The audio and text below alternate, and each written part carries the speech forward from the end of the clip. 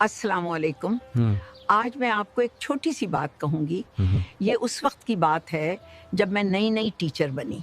तनख्वाह कम थी, कर्ज ज़्यादा थे, फिर भी दिल चाहता था कि अल्लाह की राह में थोड़ा सा दे दूँ। चंद घरों की औरतों की मदद शुरू की। महीने गुजरते गए और फिर एक दिन दिल थक गया, क्योंकि जब भी तनख्वाह आती कोई ना कोई दरवाज़ा खटखटा देता। जिन औरतों की मैंने मदद शुरू की थी वो हर महीने पैसे लेने पहुंच जाती थीं।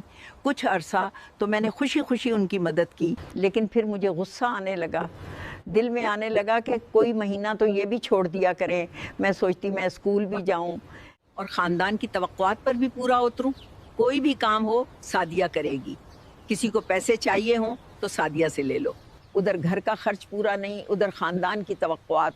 शादी हो तो कहा जाता तुम बाजार ले चलो, तुम खर्च कर दो, तुम इंतज़ाम संभालो। और एक सवाल जो अंदर ही अंदर मुझे खा रहा था, मैं ही क्यों?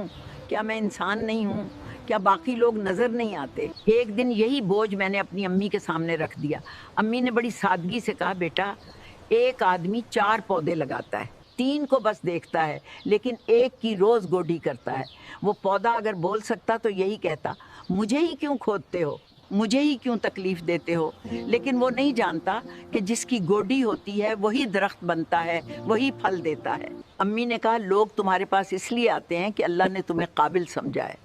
और याद रखो, फल हमेशा झुकी हुई टहनी पर लगता है। और जिस दरख्त का फल सूख जाए उसके पास कोई नहीं आता, बल्कि उसे काट दिया जाता है। लोग तुम्हारे पास इसलिए आते हैं कि तुम एक आम औरत नहीं हो। सोचो, अगर तुम भी अनपढ़ होती तो ना टीचर होती, ना तनख्वाह मिलती, ना इलाके में इज्जत होती।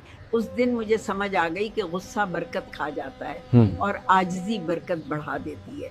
क्योंकि जिस दिन से मैंने ये सोचना शुरू किया था कि मैं ही क्यों, उसी दिन से मेरे घर की बरकत और आमदनी में कमी आने लगी। ये मुआशरे की बड़ी कमी है कि हम जब मोहताज हों तो रोते हैं, और जब काबिल हो जाएं तो कहते हैं मैं ही क्यों। या अल्लाह हमें झुकी हुई टहनी बना और गुरूर के बगैर बांटने की तौफीक अता फरमा। आमीन।